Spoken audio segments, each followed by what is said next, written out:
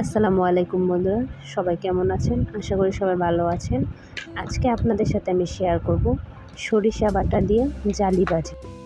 এই রেসিপিটা আমি বাড়িতে আগে একবার ট্রাই করেছিলাম, আমার কাছে অনেক ভালো লেগেছে খেতে, তাই ভাবলাম আপনাদের সাথে শেয়ার করব।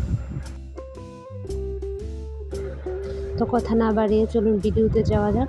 আমার বাড়িতে একটা জালি গাছ ছিল, ওইখানে একটা জালি হয়েছিল, ওই জালিটাই আমি কেটে নিয়ে আসছি রান্না করার জন্য। এখন জালিটা আমি সাইজ অনুযায়ী কেটে নিয়েছি, দেখুন এই সাইজের হবে।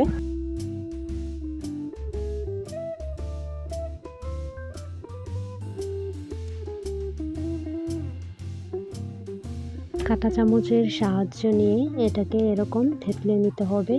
দেখুন এরকমটা হবে দেখতে। কাঁটা চামচ দিয়ে এরকম থেতলিয়ে না দিলে ভিতরে মশলা যাবে না, খেতেও ভালো লাগবে না। এরপর শিলপাটায় আমি পরিমাণ মতো সরিষা, একটা কাঁচামরিচ ও অল্প লবণ দিয়ে এটাকে বেটে নেব। আমার সরিষা বাটা শেষ, এখন একটা বাটিতে আমি উঠিয়ে নিব। সাথে হাফ চা চামচ হলুদের ফাঁকি, হাফ চা চামচ মরিচের ফাঁকি,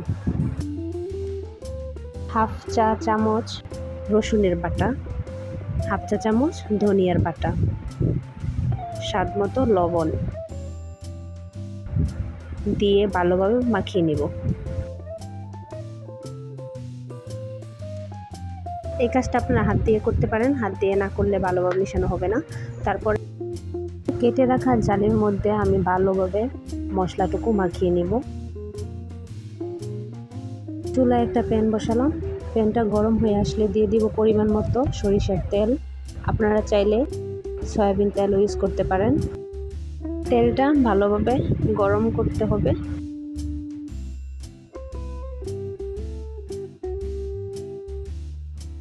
দেখুন তেলটা গরম হয়ে গেছে। এ পর্যায়ে আমি মাখিয়ে রাখা জালিগুলো দিয়ে দিব।